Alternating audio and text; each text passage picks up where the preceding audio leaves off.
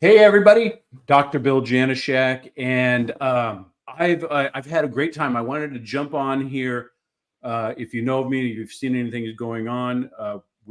We've been doing leadership in healthcare or Leadership Week with the LA Tribune, and let me see if I can't pull that up over there. Um, and it's been amazing. I've been back and forth. You should see all the speakers, the authors, and the people that are just dropping value left and right. And I was stoked to do that, and we've been planning this for a long time. But we've got about 200 speakers from all different aspects, and it's about leadership because when you're looking for anything, you have something that you want, something that you need, or you're interested in something. There's always someone that you're following. I mean, we're on social right now, so everybody here, you have people that you follow. Those are kind of your leaders. And the Tribune and the leadership team over there, leadership team with the thing, they they decided they said, they have LA Fashion Week, they have this and that week. It's how about something to celebrate the leaders, not only the people that are already leading that you know about, but leaders happen everywhere. It can be your family, it could be in your community, or whoever else. Um, and we've got a bunch of people, so we want a lot of people uh, kind of pinging in, saying hi, doing what you can do, and pulling something out, because it's not a fluff. There's not a big sale. There's nothing selling here. The Tribune has kind of dedicated itself into bringing back and giving back and doing something positive in the media, and it's something where you have media and personal development kind of binding together. So if you're an entrepreneur, if you are a business owner, you're a mother, you're a father, you're anybody that needs to lead somebody else or be in charge of somebody else, I encourage you to get over there on laleadership.com and watch them live. So with that being said, the reason that I'm over here, because it's going on as we speak, is that I've been humbled and honored to be hosting on May 4th is Leadership in Healthcare, where we're gonna take a segment of that day and we're gonna highlight some of the leaders in the community. And we'll have surgeons and naturopaths and new innovations on your health, your wellness, and your longevity and your fitness. And one of the things that I made sure that we had on there, because it's the biggest growth, and not in a good way, is mental health. And ever since communism that we had going on over there, is that there's been so much anxiety and angst and stuff. So I wanted to take that and address that. So with that, I want to introduce Trez. Come up here. There you go. Trez Ibrahim. Now, I don't like that view. Where are we at? There we go. The author of Modern Woman. So, Trez, welcome. I appreciate you coming on and being here and sharing a little, like a little pre-launch of our kickoff on Saturday. Now, you work with a lot of people, but a lot of women, and with your best-selling book, The Modern Woman, what are you seeing in women's mental health? Well, first of all, thank you for inviting me. It's always a pleasure to chat with you and dive into your insightful questions. So I'm happy to be here and excited about LA Leadership Week. So thank you for inviting me. Oh, it's my pleasure. I don't think I would rather have anybody else on this topic going on, because we've talked a lot on air, off air. We're friends and everything else, and I'm believe it or not, I'm very interested and I'm intrigued by your insights, everything from your book, but especially when I thought about the mental health thing. I knew I wanted to have you on because I know I know personally what you do and people that you've worked with and how you've impacted them, but like, what have you seen in mental health in general and then lately? Yeah, it's interesting because even when I think of the term mental health, it seems so focused on mind, mental, but we have so many parts of ourselves, right? Where we've got an emotional, mental, physical, and spiritual body. And I think when we typically think of mental health or women feeling out of sorts, we want to call it that, but it's really a balance and out of sync from all aspects of ourselves as women. I work with women, I've worked with women for the past 30 years.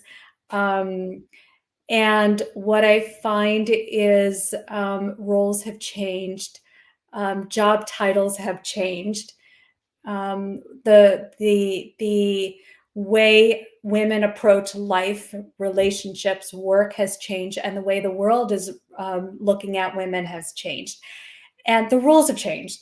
And women have a hard time navigating through that because there's so much pressure on them to be, do, and have it all, but no one's ever told them how. And that's really what I've spent, the last few decades trying to help women do, is to find that dance between all aspects of themselves so they can go to bed feeling fulfilled and whole and excited and joy filled about their life rather than exhausted and depleted. I'll tell you, So I was a daughter. yeah, no, I just what's it?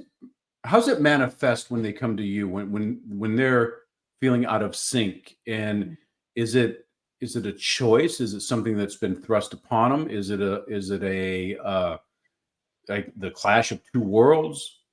It's What's all the of the genesis? above. I'll tell you, the reason why I spent the majority of my life diving into this is I was a daughter of the whole feminist revolution.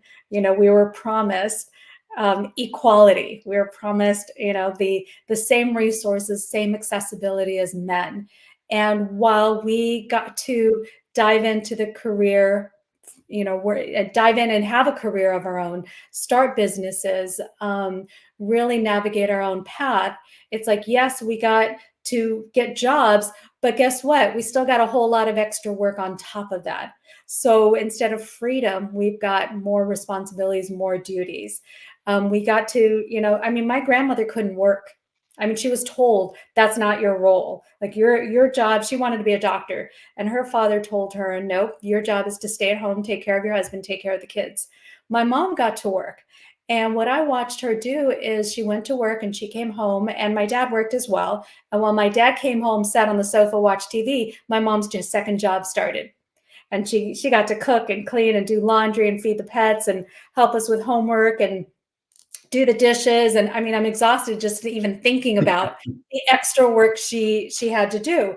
And so for me growing up, I was like, hell no, like I am not going to be a slave to this new role. Is where, I wanted to be a guy. I wanted to be my dad. I wanted to be someone who went out, got accolades, great job, you earned some money. My mom earned money, but she never got a little hand clap. She never got a pat on the back for taking care of the family.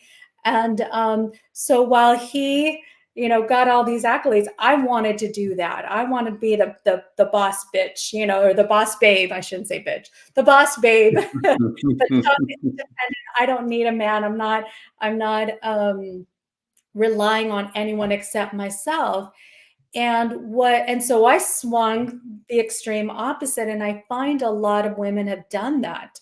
And even now, the whole boss babe movement, where women are thriving and excelling and expressing themselves, which is awesome, but they're also losing their femininity. And that's the part where I see women feeling lost, because without that feminine aspect of themselves, they're kind of dying inside. And there is a sense that there's something missing, and they're working so hard like a man, but their body is not designed for it. They're living in a cutthroat world, but their heart isn't designed for it. We're the nurturing aspect of society.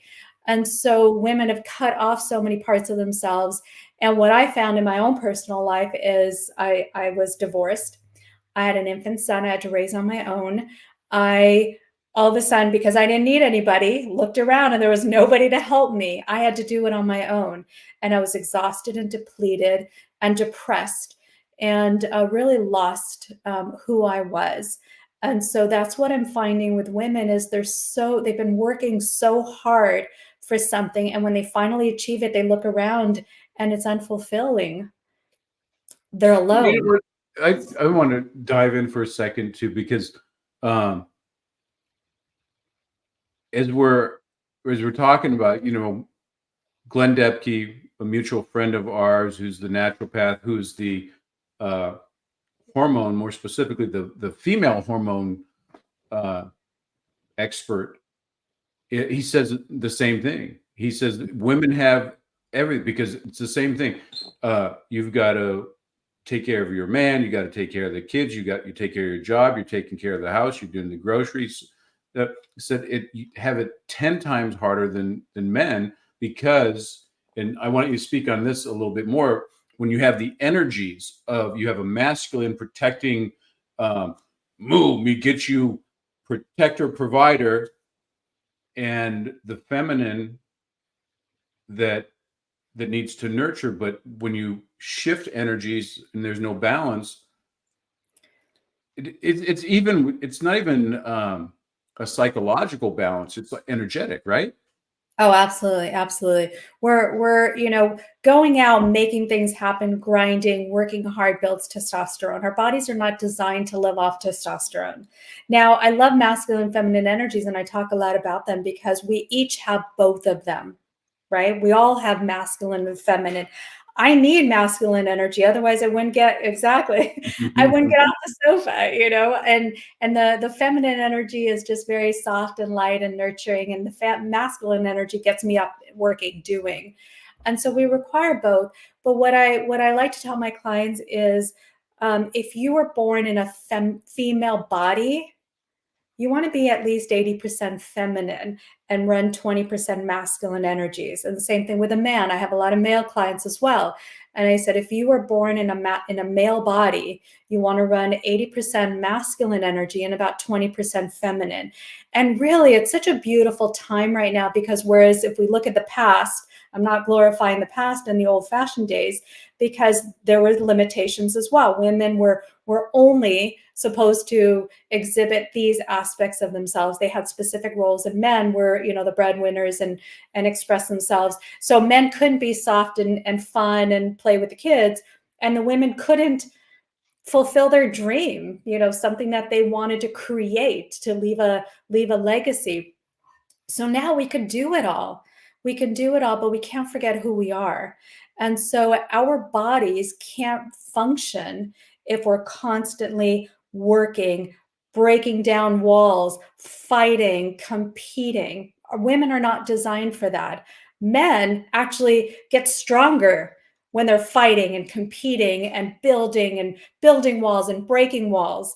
Whereas women, we lose ourselves when we're doing that. Same thing with men. If they were to be all loving and nurturing and take care of the kids and let's do household, they lose part of themselves as well. They will get weaker.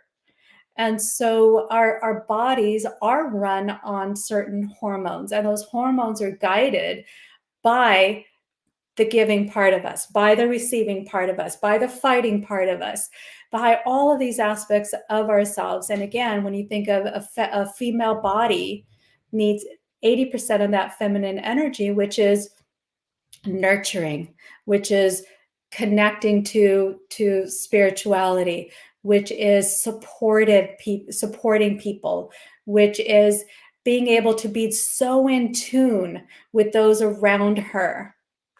Whereas men are, and that requires diffused focus, right? That's why women are all over the place. We joke about that stereotypical. No. I don't see that. I don't know what you're talking about. Whereas men are very single focused. You know, why is it that a man will walk by trash piling up and he doesn't even notice? Why does a man walk by and there's clothes all over the floor and he doesn't even notice because he's heading in one direction? Whereas women, you know, that's why clutter, like I tell my women and I tell the men, be gentle on your women, don't leave clutter. Women cannot handle clutter because they're designed to pay attention to everything. Why? Because as mothers, they're cooking in the kitchen, so they need to watch that pot of boiling water, and they need part of their attention on the child. Did the child wake up? And then think about, okay, what does my husband need when he comes home from work? And then are the, you know, did my other child finish the homework? And oh, I've got to, you know, wait for the laundry to be done. She has to pay attention to everything. So when the trash is piling up, she notices. When the socks are on the ground, she notices. So Yes, I Bill. have a question. So and that's a natural state, correct? That's what That they're. yes, yes. So when's it abusive or when is it overwhelm? Because there has to be a certain point um where it feels good and it feels now, okay, I got this going and the baby's over here. And then when does it become it becomes pathological? Well, and but that's where the environment and her life needs to be in order. Because I want a buzzer if I'm running laundry and a what do you call those recording devices where I can listen to my child? What's it called? The little scanner, the The two-way radios. Yeah, the baby Um, monitor. baby monitor. And that's why the trash should be taken out. So that's not pulling her energy. And that's why a man could help by, you know, picking up his socks and his clothes. And as a woman, knowing that about herself and making sure she keeps that clean environment, making sure she declutters, making sure she's handling business. And if there's a man in her life, making sure that, you know, she's receiving his help and that he's able to support her in that way. She supports him in a lot of ways, but there's also ways that he can support her. So the overwhelm comes when there's yes, too many spinning plates. So she naturally pays attention to a million things. So let's not have a million things out of order. Wow. So knowing how the mental aspect works, and I'm sure it's the same concept on the male side. We could because now we tend to be talking a lot more about men's mental health as well because stoics, protectors, testosterone people, we don't talk about the problem. We conquer stuff. But when Mhm, it becomes overwhelming, that we break down. mhm. And so I guess it would be the same thing. So is this going to be the cool stuff that you're going to be covering on in the panel on Saturday? Absolutely, yes. However, I can add value. Well, and like I said, I always love our conversations because it always turns out like, how's the weather? Then it always goes back into a very good conversation. And I want to make sure that people, not just you, not just you, but that's the kind of stuff that we're trying to get out on with the whole leadership week. Because so anybody watching, you're doing this is what leadership is. It's a voice that understands something that says, um, if there's a problem, come this way. And I was just glad to have you here and sharing some of the insight. We've got guests from all over from performance. I talked about Glenn Depke earlier. I would love to do that. Um, we got some performance people. I'm trying to think of everybody. We've been talking about stem cells. Robert McDonald, who another great guy in mental health. So we're just pounding things through with conversations like this. So if this wasn't something that floated, like if you're a man over there going, I don't need it, it's like, we'll still have something for you. But men, if you go in and you read this book, and you notice mine's a little dog-eared because I've been learning, and and I quit dragging my knuckles a little bit, a little bit. I'm not quite there yet, but we're getting there. But I would love. to have you guys today check out laleadership.com and go check out what's going on great there. And I think it'd be really valuable for everybody there to show up, see me, you see Trez, you can see a whole bunch of other people and get even more value. Anything else that you'd want to kind of kick off without giving away the farm and everything else? What's an important takeaway that everybody needs to hear from you? I always say self-awareness is key. Pay attention to what drives you, what stresses you out, where do you feel imbalance, and be willing to explore that and open up to answers on how to reconnect with all aspects of yourself. Not balance. I don't believe in balance, but really reconnect with all aspects of yourself, because life is a dance. There's times where I got to go and kick butt, and there's times where I just need to, sit and enjoy and smell the flowers. And that's the beauty of the entire existence of our life. And when we appreciate that, when we're aware of it, appreciate it, and make conscious steps towards it, then you'll be happy. There won't be any mental health issues, because we're not fighting our nature. We're not fighting who we are. Well, awesome. I think that's great. I wanted to jump on here and just kind of give everybody a little taste of what they're going to get. So I encourage everybody out there, check on to LA Leadership.